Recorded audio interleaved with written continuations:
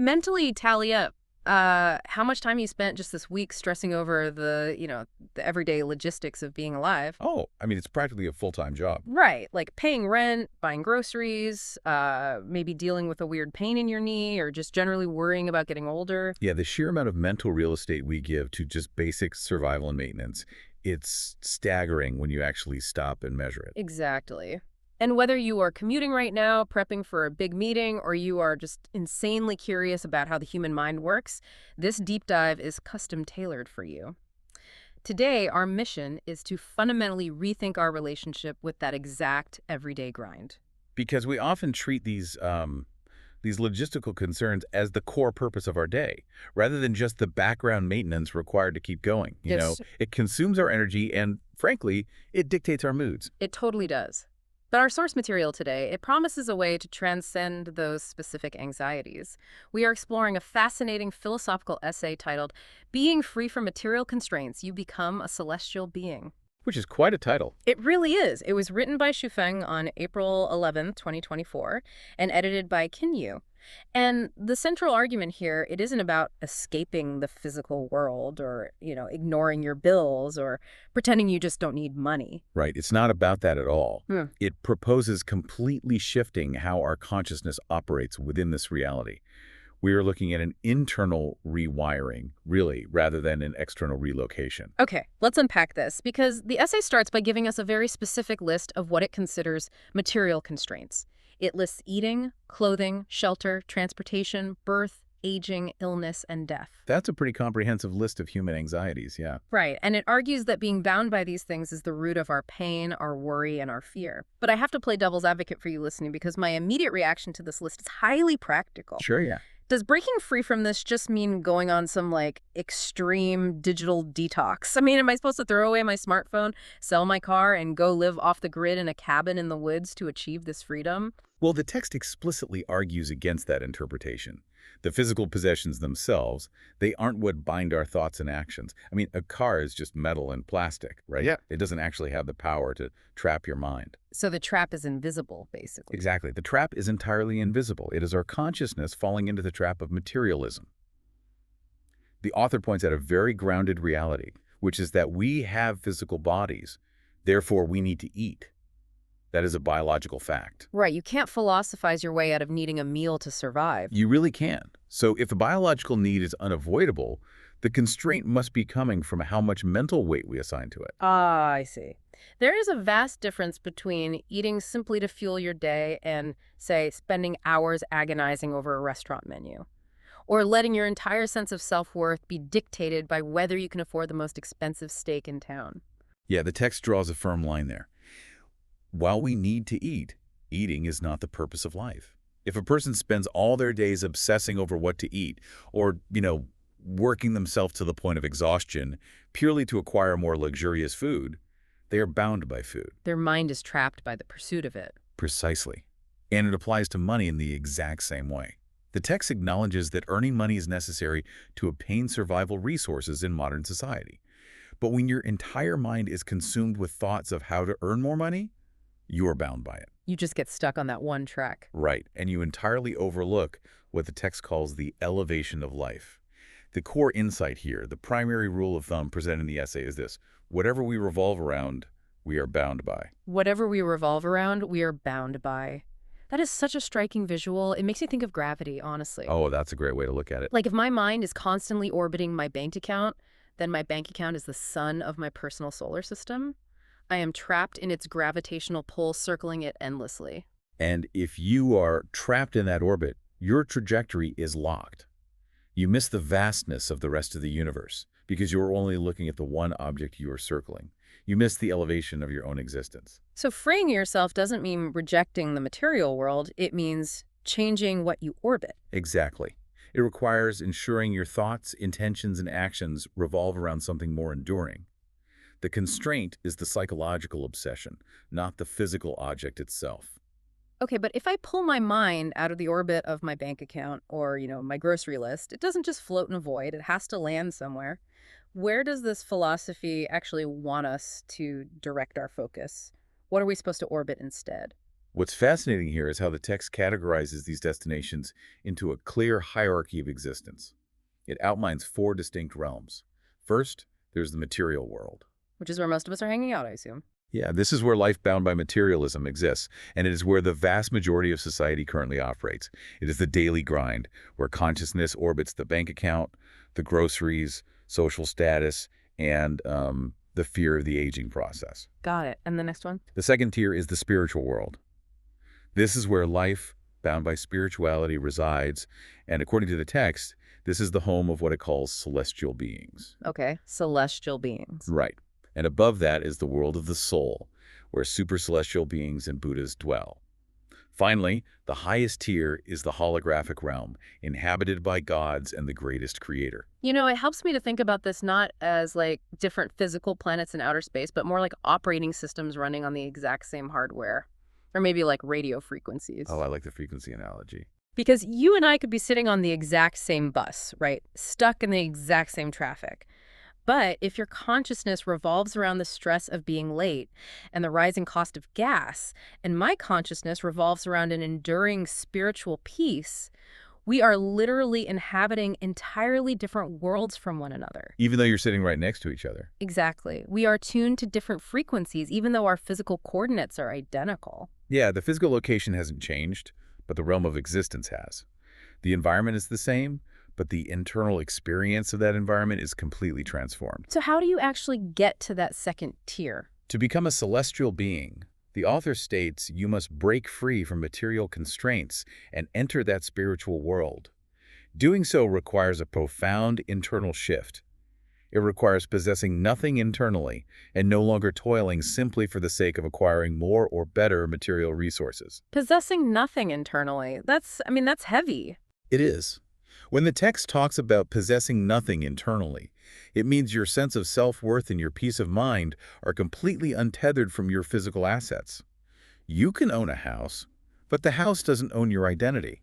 That is a heavy concept to actually put into practice, though. I mean, when I hear the term celestial beings, my mind instantly goes to mythical figures. I picture people floating on clouds playing harps, totally detached from modern reality. Right, like angels in a Renaissance painting or something. Exactly. But the source insists these people are walking among us today, so who actually lives in this spiritual world right now? Who is tuning into this frequency in a way we can recognize in our daily lives? The author provides concrete examples to demystify this. They point to artists and scientists. Really? Artists and scientists? Yes, but specifically artists and scientists who are deeply, genuinely immersed in their creations and explorations.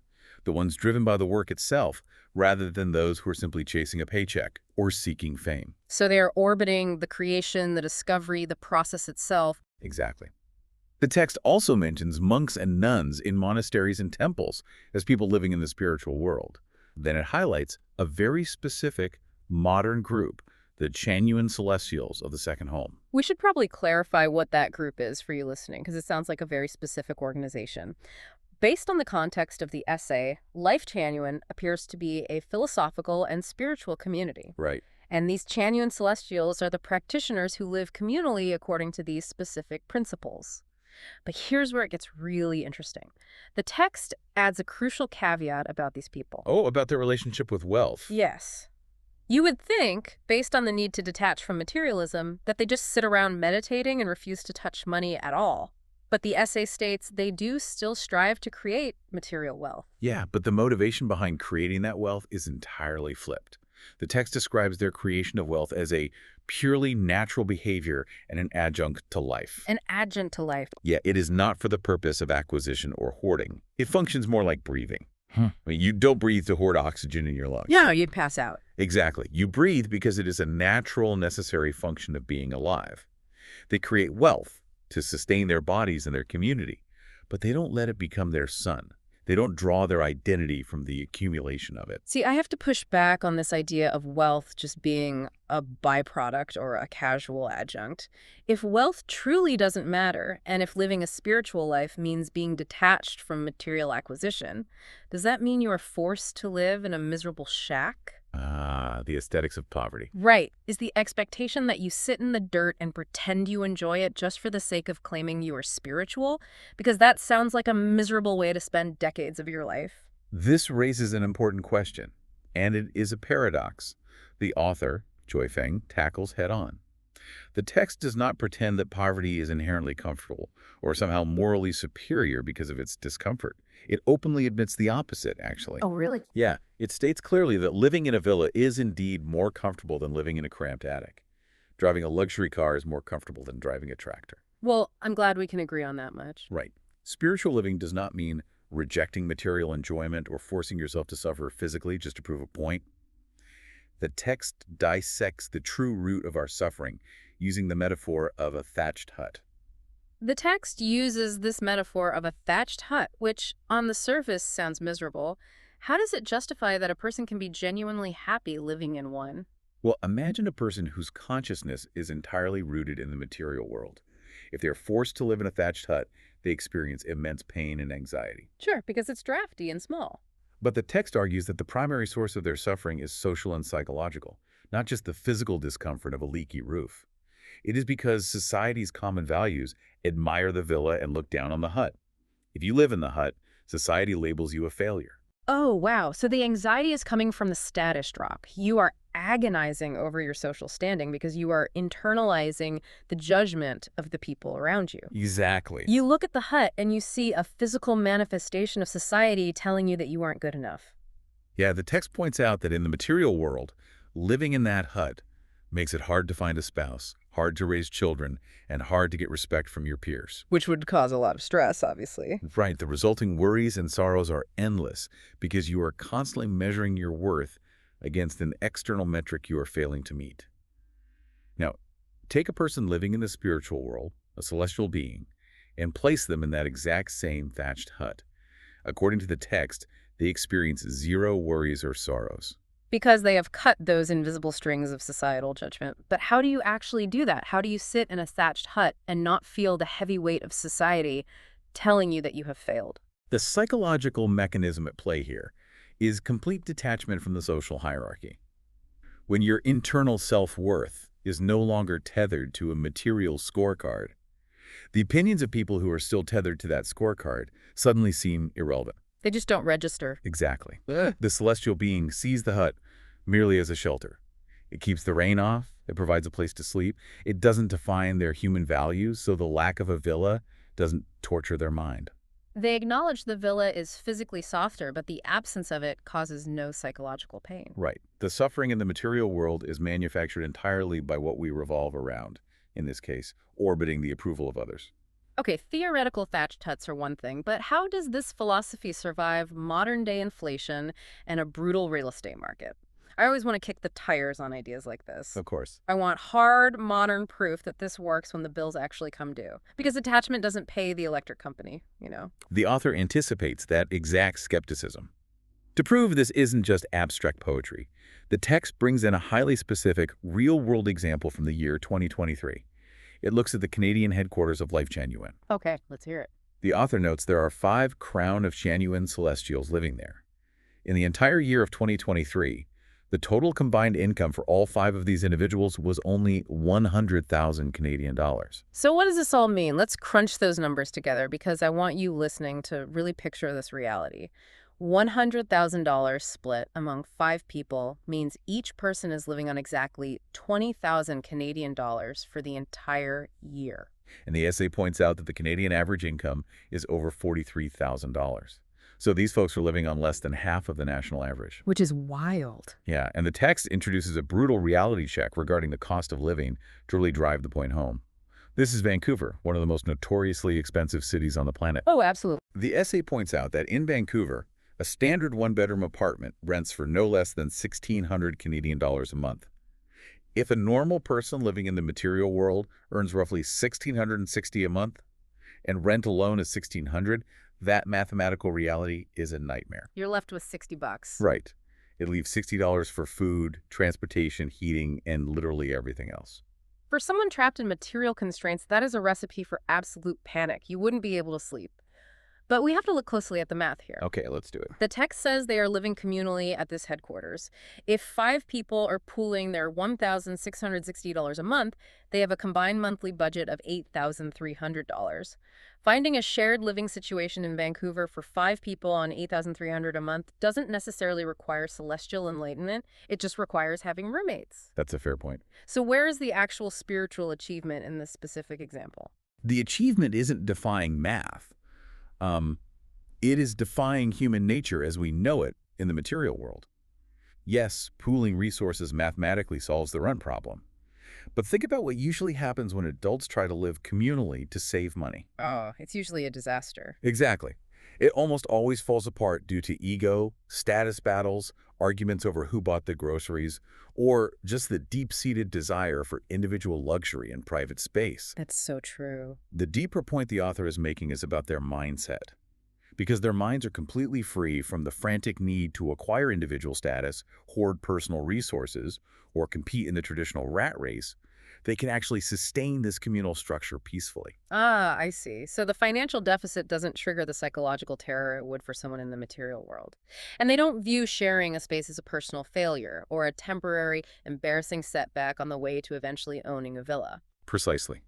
They have constructed a life, both practically through shared resources and internally through their mindset, where that low individual income isn't a source of interpersonal conflict or internal suffering.